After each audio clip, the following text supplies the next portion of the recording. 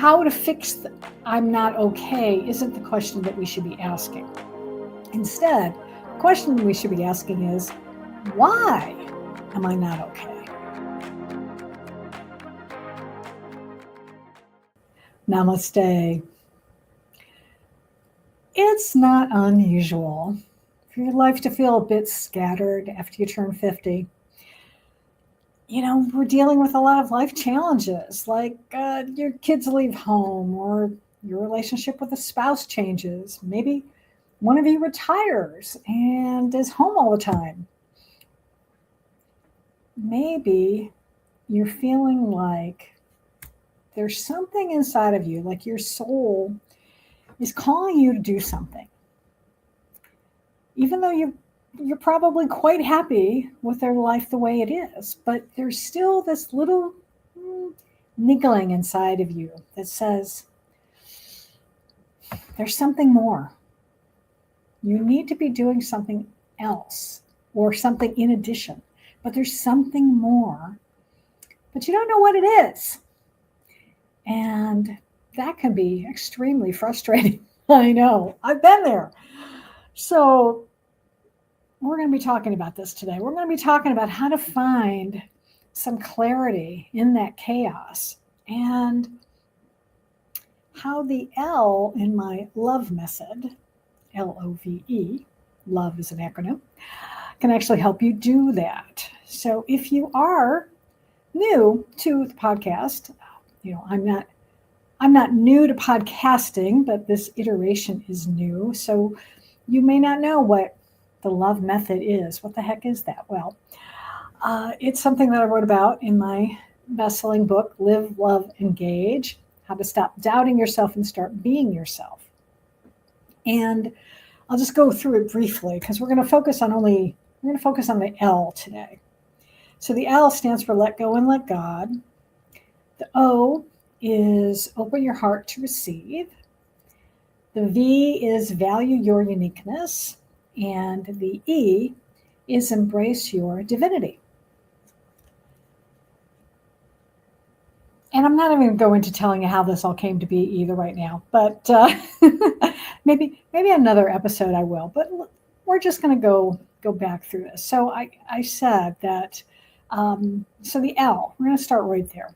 So the L, when I wrote the book in particular, and this is going back, I started working on the book seriously in like 2019, 2020. And to me at the time, let go and let God was about letting go of limiting beliefs, letting go of attachment to the outcome. And that's still what it is. And when you do that, when you can let go of limiting beliefs that, for instance, that you're too old to do something, maybe you had an old dream that you put on the shelf to do other stuff, like work on a career or raise a family or something like that. In fact, a couple episodes ago, I talked about age in that context. So it can be about letting go of limiting beliefs. And when you can do that, it does help you. When you can then turn it over to God or your higher power, universe, however you want to call it, that is that first step in being able to start having some clarity. There's more to it than that, obviously, but that's a start. But what I realized today, and that's what's so beautiful, it's so beautiful about life and even having this wonderful gift of the L.O.V.E method that came to me way back when, in 2016, as a matter of fact, is that it continually evolves. I am always peeling back the layers like an onion and realizing that there's more to it. So today, I go for a walk every morning. So just to set the stage, most mornings, if the weather is decent. And so I went out for a walk this morning, and I like to listen to usually some type of inspirational messaging or videos, maybe on YouTube. I like listening to Pam Gregory sometimes. She's an astrologer. I like Lee Harris. He's someone who channels. And I wasn't finding anything good as I was going through there until I happened to come across a Michael Singer podcast. And I've read I think I've read 3 of his books. I think I own 2 of them. So if you don't know who Michael Singer is, I highly recommend you check him out. He's a wonderful author. He's follows the Buddhist philosophy. He actually lives here in Florida. I actually got to meet him in person one time. I attended his services that he hosts on Sundays. And so I'm listening to this podcast, and he is talking about what we do when we're not feeling okay, and how we look for things to fix us, but we're basically putting a Band-Aid on it. So, for example, let's say that you are in this challenge right now where you're unhappy in your marriage. I can relate to that. I felt that way for a long time. And you just, you're so unhappy. So you're not okay because you're unhappy. And so you just decide, okay, that's it. You know what? I'm going to end this marriage right now. I'm going to go get a divorce. Well, in the podcast, he's saying,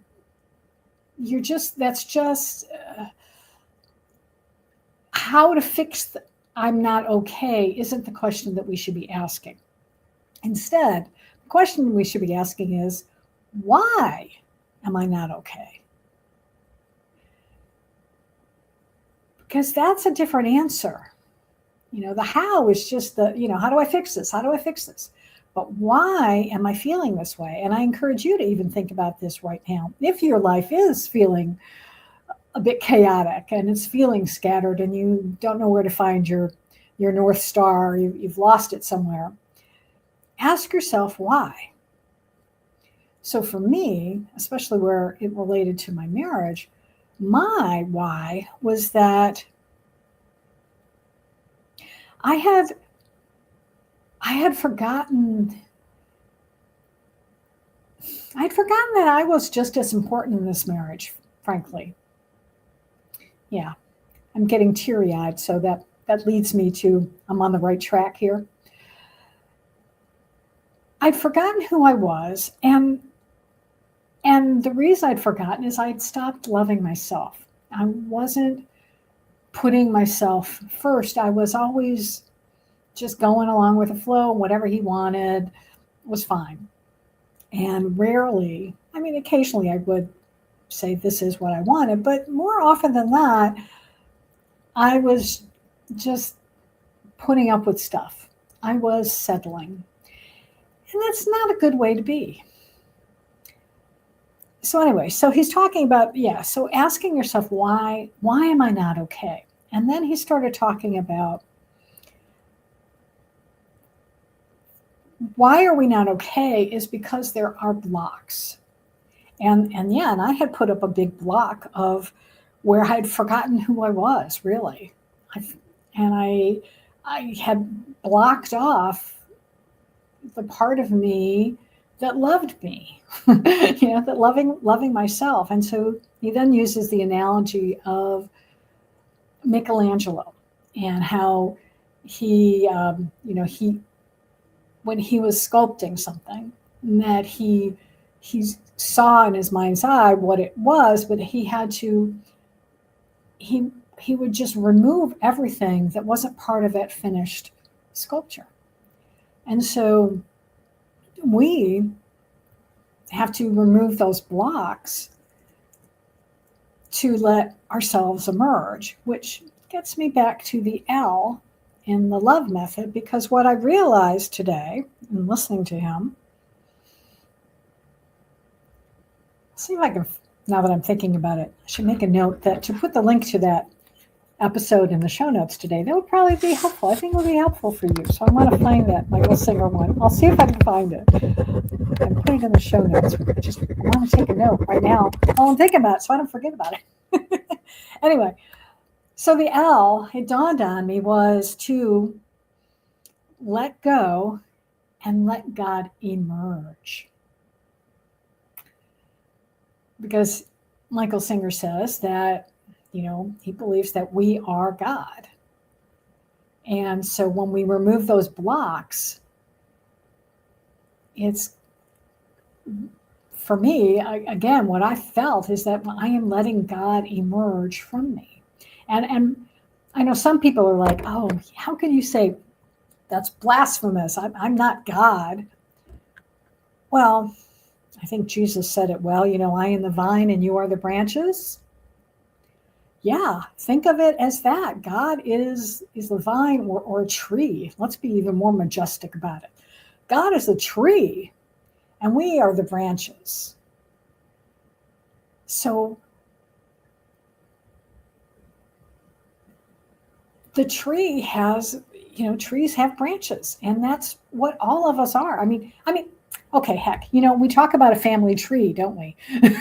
Right? And all of these different relatives are part of our family tree. Well, I believe, now this is my belief. You can take it or leave it. It's okay. If you're atheist or whatever, it's okay. But this is my belief that God is the head of my family tree. and so yes, so then all of the people that I'm related to are all of the different branches. And if we trace back generations, we are all related at some point. We are all humans and we all share the same DNA. That those basic molecules that we are made of, they may look differently, I think, maybe possibly, or in different orders. I don't remember exactly my biology, so I don't want to go that far, but you get my drift, right? We're all human beings. We're all flesh and blood. We all have, no matter what the outside of us may look like, inside, we are very close to being alike, but we have different upbringings. We're related to different people. We came from different parts of the world. And so that does create this unique tapestry that we are all woven a part of. And okay, so how do I get back to finding the clarity, right? Through chaos. What does let go and let God emerge have to do with all this, Gloria? I will tell you. I will tell you. So,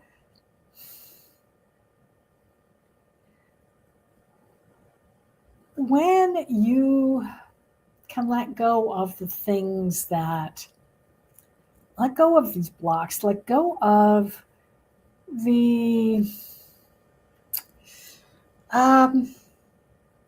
let go of the things that bother you.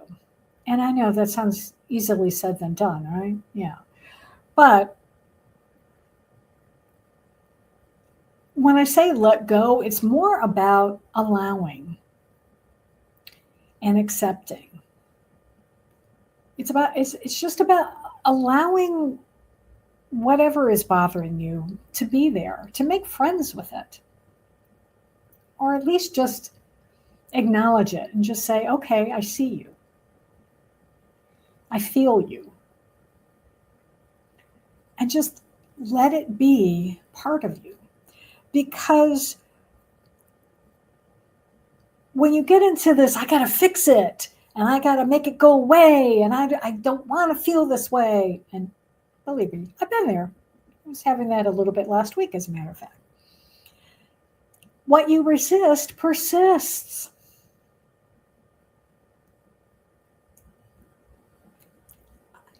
It's true. It's true. What you resist persists. So just notice it instead. Notice when you're feeling frustrated. Notice when you're feeling sad. Notice when you're feeling scattered. Notice when you're feeling like, I know there's more to life, but I don't know what it is. Okay. Notice it. Sit with it. And Be still and know. It's a great phrase. Be still.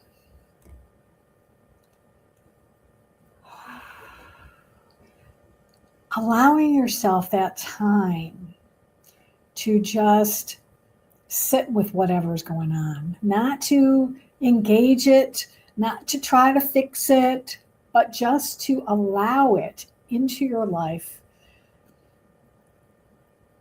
It gives you space to then let it go. Give it up to God or source, whatever, and just say, I don't know why I'm feeling this way. I don't know what to do. I don't know what my life's purpose is. I know there should be something more. I know I feel like I should be doing something else, but I don't know what it is. And then just say, okay, you know what? Yeah, that's how I feel. Help. And then just kind of like, okay, I'm just gonna let it be. And give yourself that grace to not know. Like I've been talking about this, I think in that same episode, one of the other ones I've talked about. It's okay to not know. It's okay not to know your next step. Sometimes that's how you find the clarity, is by not knowing. In fact, I would say a lot of times that's how you find the clarity, is first you got to just accept that you don't know. I don't know what I don't know. And then that gives space for God, your higher self, to emerge, ideas to emerge, and then you can get into the O of love, which is open your heart to receive. And then you open your heart to receive these ideas. Because I tell you, some of my best ideas have come while I've been meditating. And I know not everybody likes to meditate, and you may have this idea of meditating as just sitting in a fetal position, and going, Om. That's nice. I actually listened to an Om video this morning while I was meditating. But it could be simply going for a walk. It could be taking a bath, taking a shower. So I've had ideas come into my head while I've been in the shower. Really great ideas.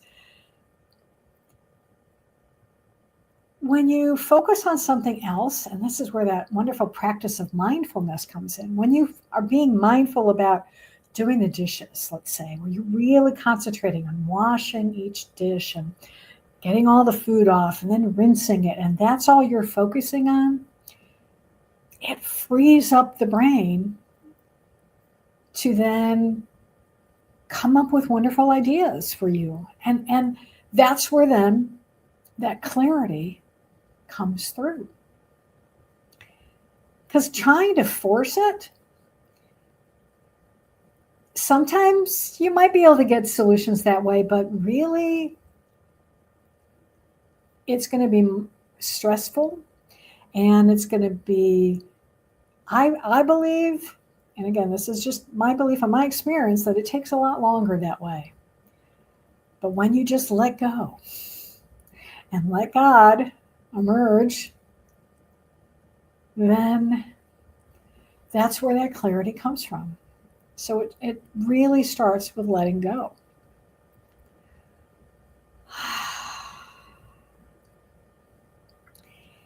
And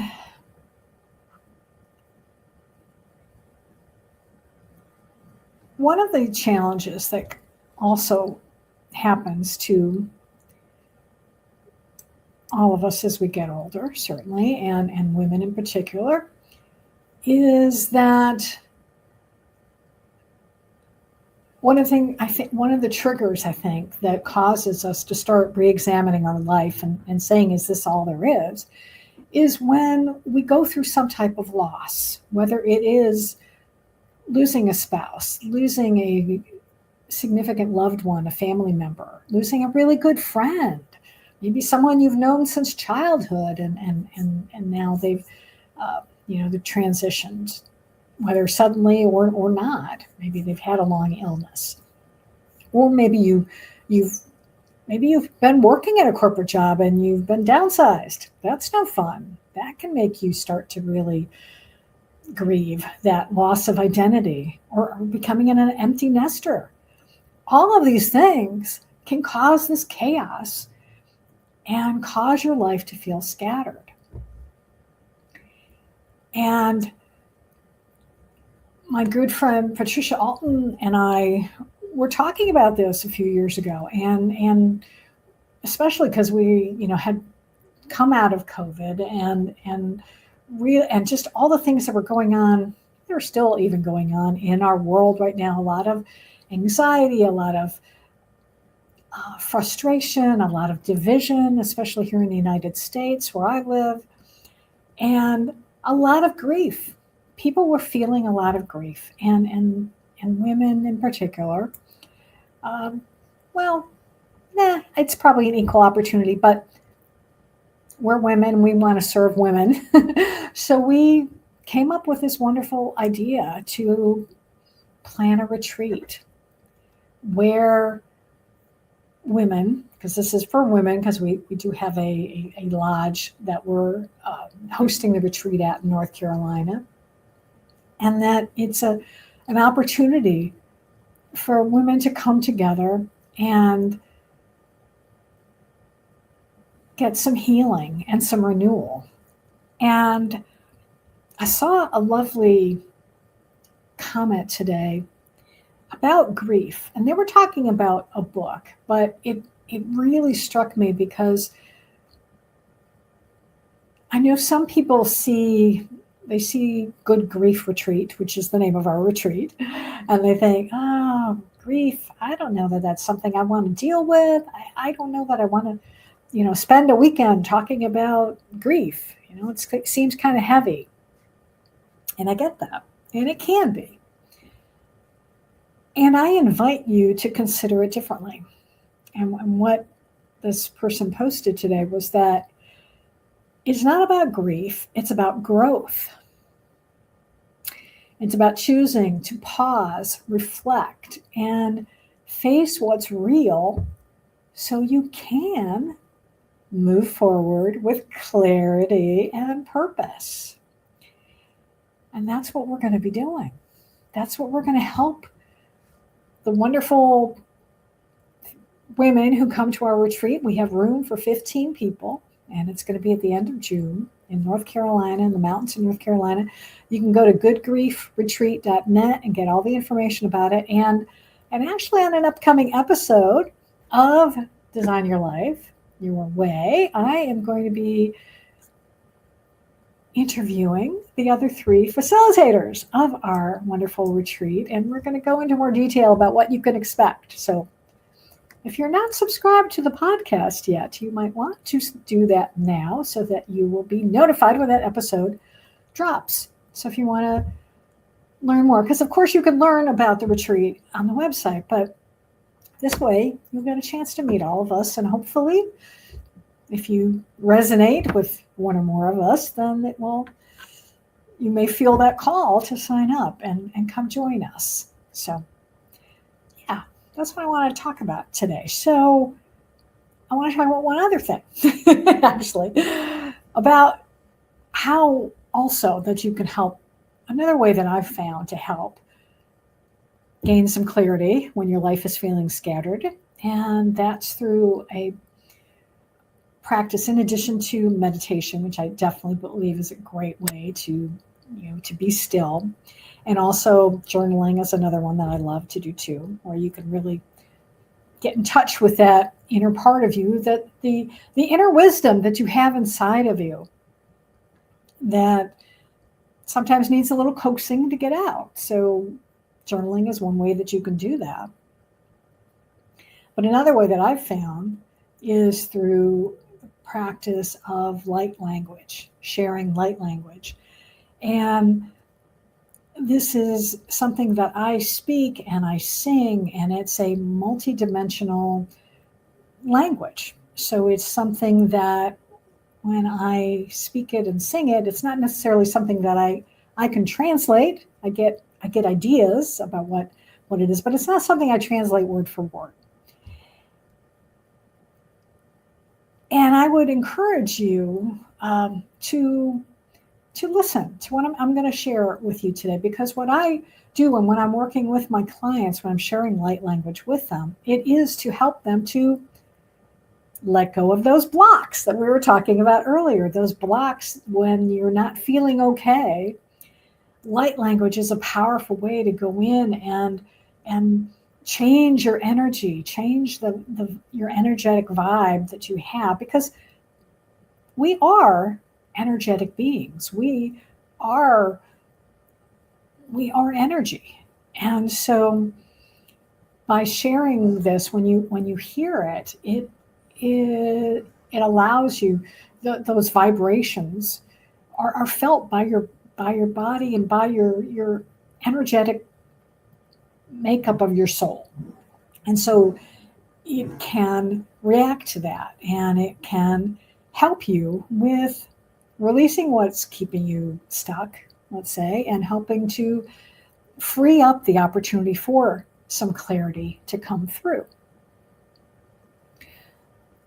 Now, I will invite you to pause the podcast right now if you are listening to this where you are driving the car, because I know we like to multitask sometimes, and I know I listen to podcasts in the car sometimes. So if you're driving, put this on pause, go listen to something else, and then come back to this later. But don't forget to come back, because it's really wonderful if you can be in a place where you can just maybe even listen with headphones on if you're not wearing them already, be in a place where you're not going to be disturbed, and you can just allow what comes through to wash over you, because it does help you with stress relief too. It's a nice way to release stress, and so you might feel really relaxed afterwards. So I invite you to set an intention, because this is also what I do when I'm doing it for myself and when I'm doing it for clients, is I set an intention that the message that you're going to receive will be for your soul's highest good and the highest good of all concerned. So I'm trusting that you're back now and you're settled in someplace, and you might even want to just close your eyes and take a deep breath. I like to do that before I start. Take a deep breath in and let it out. You know what? Let's do that again. I think I want to do that too. Breathing in and breathing out. Yeah, and I'm setting the intention today that what you're going to hear today is going to be for your soul's highest good. Help to release anything that is keeping you feeling scattered and chaotic, and to allow some clarity to come through, if not today, in the next couple of days, in divine order and in divine timing.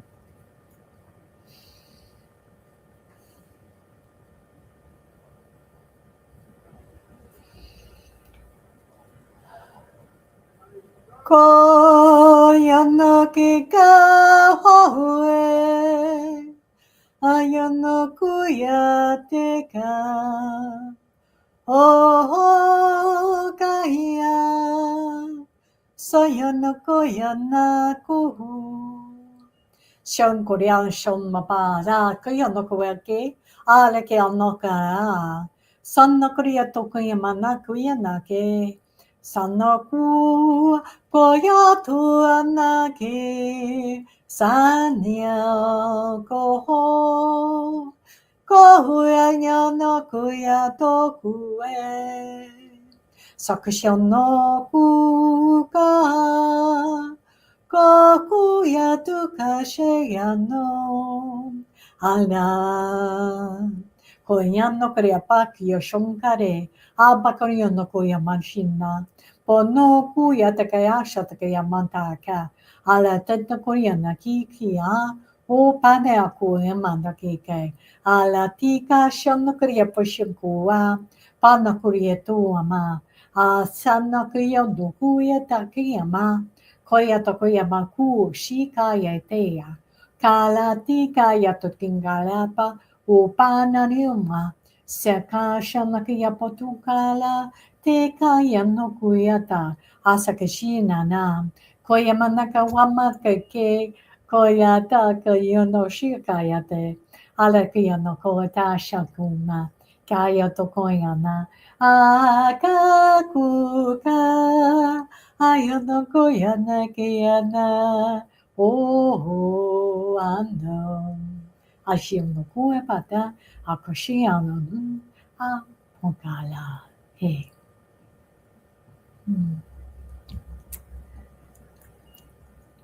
Oh, goodness. Okay. I hope you received that with the love that it was intended. And you might want to listen to this every day. You know, you can just listen to the light language part. I don't necessarily expect you to listen to the whole podcast episode over and over again every day, but certainly listen to the light language.